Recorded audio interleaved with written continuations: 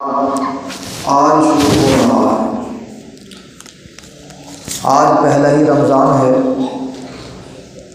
अल्लाह तबारक व तआला का हम सब पर बड़ा करम, फ़ज़ल और एहसान है कि अल्लाह तबारक व तआला ने ये मुबारक बाबरकत महीना रहमतों वाला हमें फिर अता फ़रमाया। कितने सारे लोग पिछले सालों में थे, इस साल नहीं है, तो अल्लाह का हम पर करम है, एहसान है। हम तंदुरुस्त व तवाना है, अल्लाह के दरबार में हाज़िर हैं। और फिर अल्लाह ने तौफ़ीक बख्शी मुबारक महीने में रमज़ान के रोज़े रखने की, इस पर हम अल्लाह का शुक्र अदा करें। अल्लाह तबारक व तआला ने जो महीने बनाए हैं, जो दिन बनाए हैं, जो औक़ात और रातें बनाई हैं, सब बराबर नहीं हैं। जिस तरह एक नमाज हम यहाँ पढ़ें और एक नमाज मस्जिद नबवी के अंदर पढ़ें और एक नमाज खाना काबा के अंदर पढ़ें, तो उसमें फ़र्क है। मस्जिद नबवी में उसी नमाज का सवाब 50,000 नमाज़ों का सवाब हो जाएगा जो यहाँ पढ़ी जाएगी। खाना काबा के अंदर 1,00,000 नमाज़ों का सवाब हो जाएगा। नमाज वही है, जगह का फ़र्क है। इसी तरह दिनों में जो फजीलत जुमे के दिन की है और दिनों की नहीं हो सकती। इसी तरह रातों में जो मकाम अल्लाह ने शब क़दर को अता किया है, वो और रातों के नहीं हो सकता। तमाम रातों की सरदार शब क़दर है। फजीलतों को, बरकतों को लूटने की रात शब क़दर है। इसी तरह 12 महीनों में जो मकाम अल्लाह तबारक व तआला ने रमज़ान के महीने को अता फ़रमाया, किसी और महीने को अता नहीं फ़रमाया। रमज़ान में अल्लाह तबारक व तआला कितनी नेमतें, रहमतें, बरकतें, नवाज़िशात से हमें नवाजते हैं, कितना हमें अता फ़रमाते हैं, इसका हमें आपको अंदाज़ा नहीं हो सकता। सरकश शयातीन को कैद कर दिया जाता है, मोमिन का रिज़्क़ बढ़ा दिया जाता है। अल्लाह तबारक व तआला इतना इनाम अता फ़रमाते हैं रमज़ान के महीने में कि हम और आप अंदाज़ा नहीं कर सकते।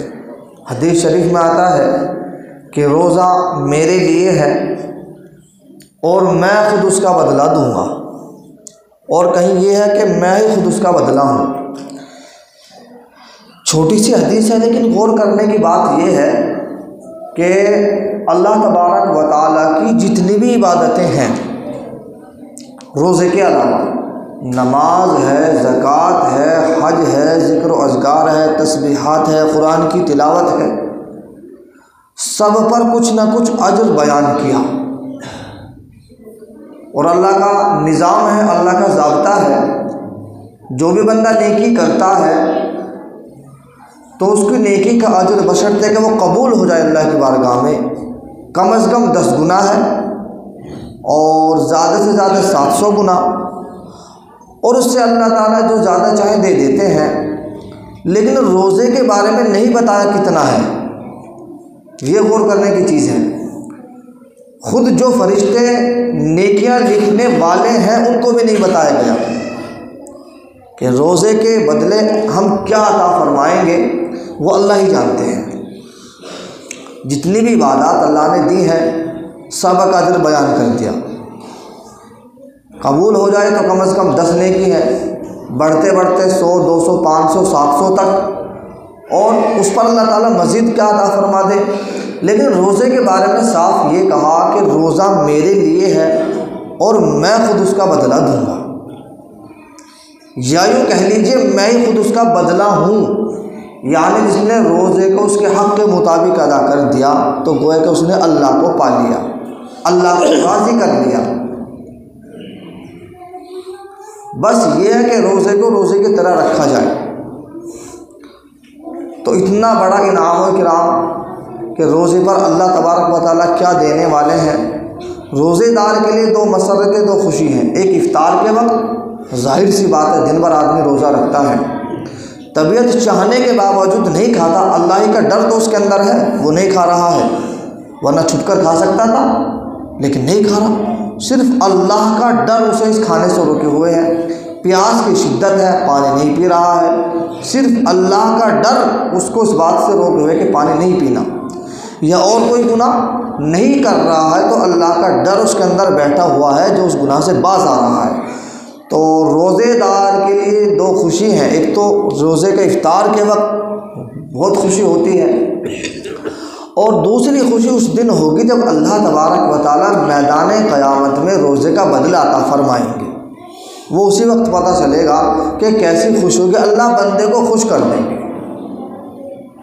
इसलिए मुबारक महीने की कदरदानी बेहद ज़रूरी चीज़ है, और अल्लाह तबारक व तआला ने जो मुबारक महीना में अता फरमाया है, इसके रोज़ों को खूब अच्छी तरह रोज़े को उसके हक़ के मुताबिक रखा जाए।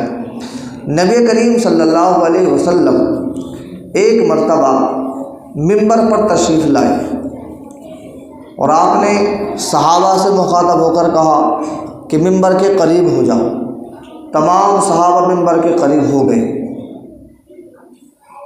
जब आपने पहली सीढ़ी पर कदम रखा तो फरमाया आमीन, दूसरी सीढ़ी पर कदम रखा तो फिर फरमाया आमीन, और तीसरी पर कदम रखा तो फिर फरमाया आमीन।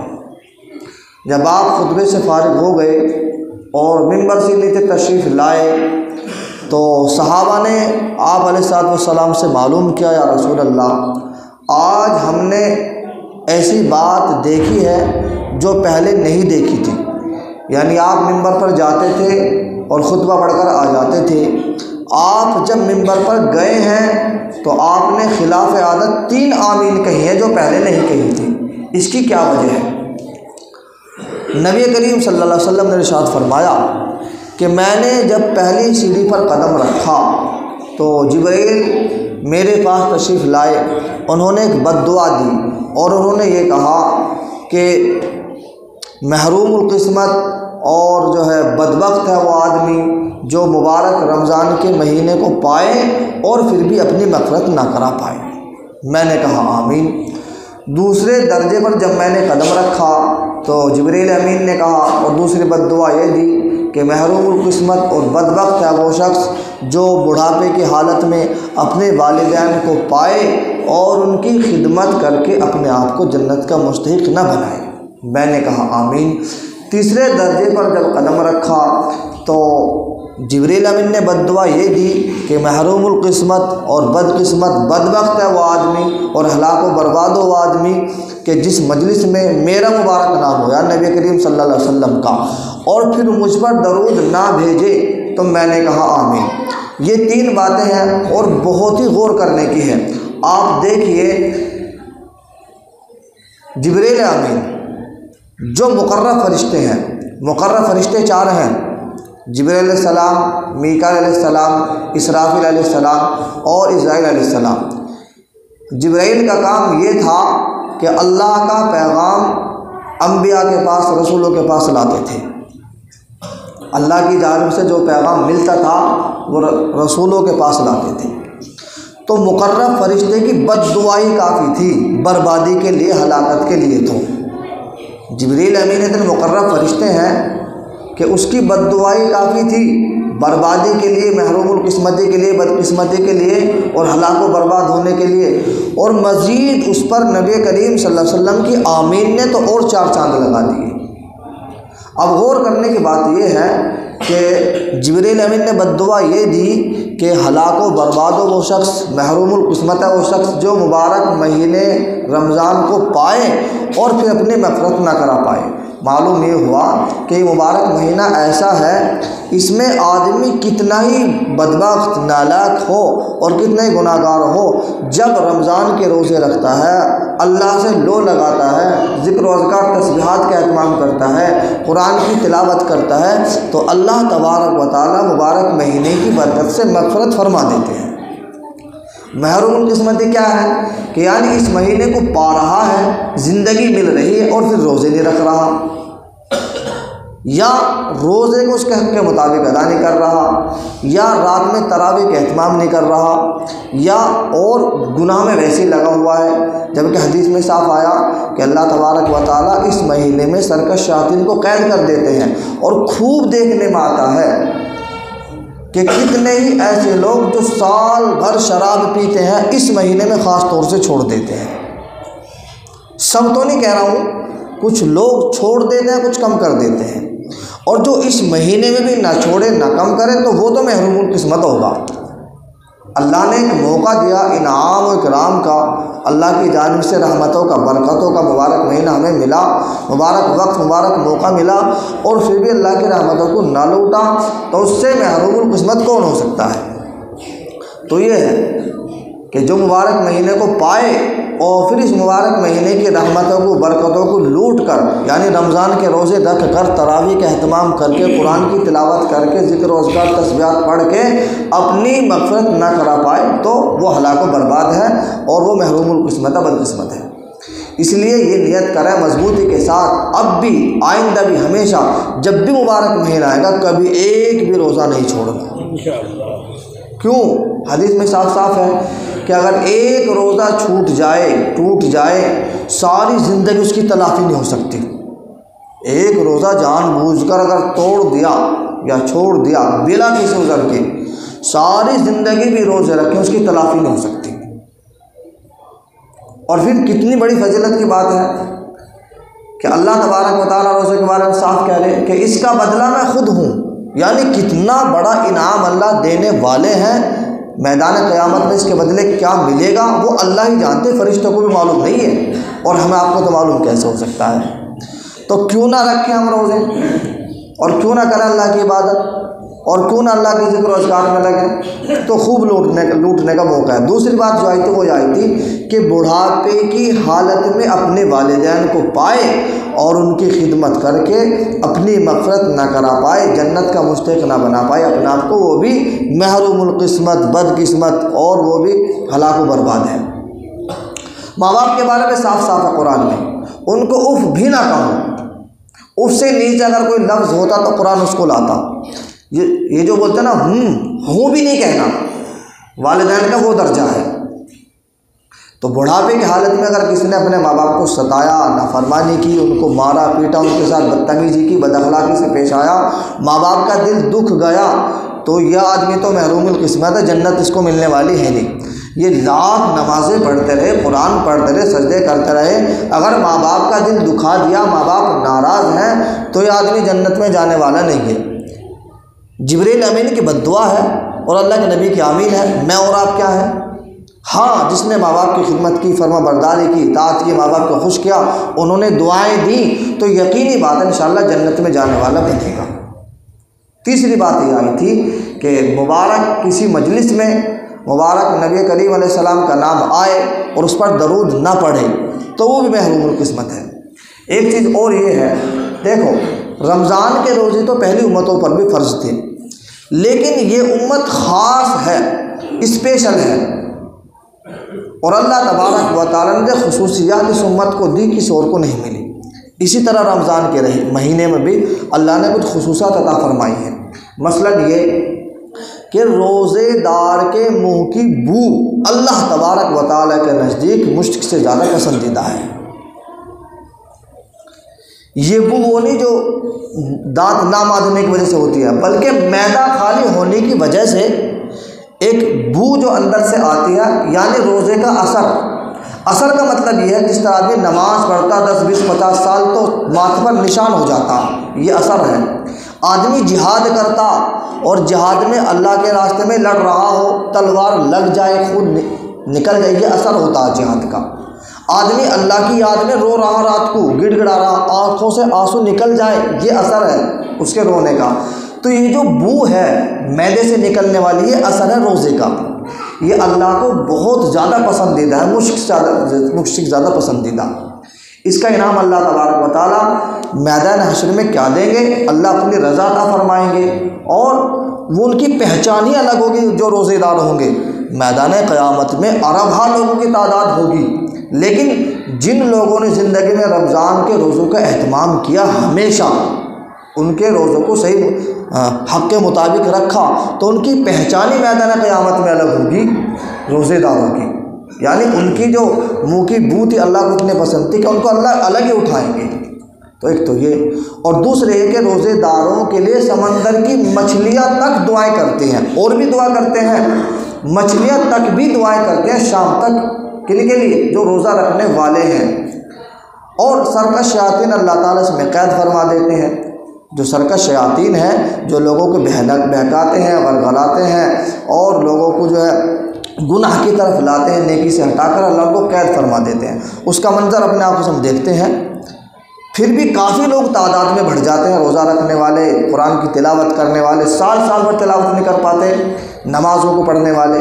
तो हम और मज़ीद कोशिश करें। और जन्नत को सजाया जाता है, जन्नत को सजाया जाता है इस उम्मत के लिए। तो अल्लाह तबारक व तआला की जानिब से ऐसे इनाम मिलने वाले हैं। मुझे 2-3 बातें और ख़ास अर्ज़ करनी है, बहुत गौर से सुनने की है।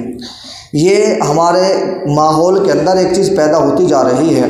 मिसाल के तौर पर बच्चा 10 साल का 12 साल का हो, ज़रा गौर से सुने बात को, 10 साल का 12 साल का हो गया या 14 साल का बालिग हो गया। अब बच्चे की तलब 10 साल से रोज़ा रखने की है, वो रखना चाह रहा है, लेकिन हम रोज़ा रखने नहीं दे रहे, अभी देग उतारने का इंतज़ाम नहीं है। ये नज़रिया अच्छा नहीं है। देग का इंतज़ाम हो या ना हो, अगर बच्चे की तलब है, कोशिश है, उसके अंदर जज्बा है, शौक़ है, आप उसे रोज़ा रखवाओ। कितने घरों में ये देखा गया, बच्चा बालिग हो गया 14 साल का 15 साल का, अभी ज़रा देग का इंतज़ाम नहीं है। देग ज़रूरी नहीं है, रोज़ा ज़रूरी है। 14 साल का जब बच्चा हो गया, बालिग हो गया, अब अगर रोज़ा छोड़ेगा तो गुनाह मिलेगा, और आप छुड़वा रहे तो आप भी गुनहगार हो रहे हैं। होना तो ये चाहिए था कि बच्चे को शौक़ जब पैदा 10 साल में हुआ था, हम जब ही रखवा देते रोज़ा। वो बात अलग है, आप खुशी में क्या खर्च कर दें, लेकिन अगर मौका नहीं है किसी चीज़ का, रोज़ा मत छुड़वाओ।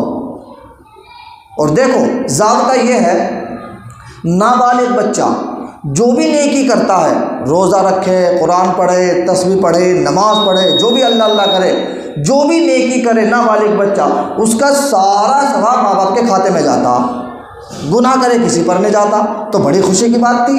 अगर किसी का 10 साल का बच्चा रोज़ा रखने की कोशिश कर रहा है तो रखवाएं। इस चक्कर में बिल्कुल ना हो, अभी मौका नहीं है, अभी इंतज़ाम नहीं है, जिस दिन देग का इंतज़ाम हो जाएगा तभी रोज़ा रखवाएंगे। इसको ज़हन से बिल्कुल निकाल दो। ये कई जगह देखा गया कि बच्चा बाकायदा 15 साल का हो चुका है और अभी इंतज़ाम है नहीं, पूरा महीना ऐसे गुजरवा दिया। इसको ज़हन से बिल्कुल निकालो, वो बालिग हो या ना हो, अगर बच्चे के अंदर जज्बा पैदा हो चुका तो उसको रोज़ा रखवाओ, और बालिग होने के बाद तो उसको ताकीद करो, उससे कहो, समझाओ और उस पर जोर भी दो कि भाई रोज़ा रख। दूसरी बात यह अर्ज़ करनी है, इफ्तार के बाद हम लोग फ़ौरन बीड़ी का एहतमाम करते हैं। बीड़ी को मना तो नहीं कर रहा हूँ, बात गौर से सुनने की है। अब इतने सारे नमाजी वो हैं जो बीड़ी नहीं पीते, और जाहिर सी बात है 1-2 मिनट के अंदर बीड़ी की बदबू ख़त्म नहीं होती। एक बात और ये है, जब मोमिन बंदा कुरान करीम नमाज में पढ़ता है तो अल्लाह तबारक व तआला की जानिब से फरिश्ते उसके मुंह से मुंह लगाने की कोशिश करते हैं। अब जब मुंह से बदबू आ रही है तो कैसे फरिश्ते मुंह लगाएंगे? तो मेरी आपसे ये दरख्वास्त है, मैं मना नहीं कर रहा, आप और 5 मिनट सब्र कर लो, नमाज के बाद 1 नहीं 2 बीड़ी पियो, नहीं इससे तकलीफ़ होती है। कितनी बार 10-20 आदमी इतनी सारी बीड़ी पी के जल्दी आ जाते हैं, मुँह की सफाई हो ही नहीं, बदबू फैल जाती है। और साफ साफ हदीस में ऐसी चीज़ खाकर मस्जिद में बिल्कुल ना आए जिससे बदबू फैले, खा वो कच्ची प्याज हो, कच्चा लहसुन हो, और बीड़ी तो उससे ज़्यादा बदबूदार होती है। बुरा मानने की बात नहीं है, मेरी आपसे दरख्वास्त है, आपने 14 घंटे का रोज़ा रखा, इससे कराहत होती है नमाज में, आपको भी होती है, पड़ोसी को भी होती है, तो और 5 मिनट सब्र कर लो, या फिर आप इतनी कोशिश करो कि बदबू साफ़ करके आओ। अल्लाह तबारक व तआला हमें समझ अता फरमाए और अमल की तौफीक अता फरमाए। वमा अलैना।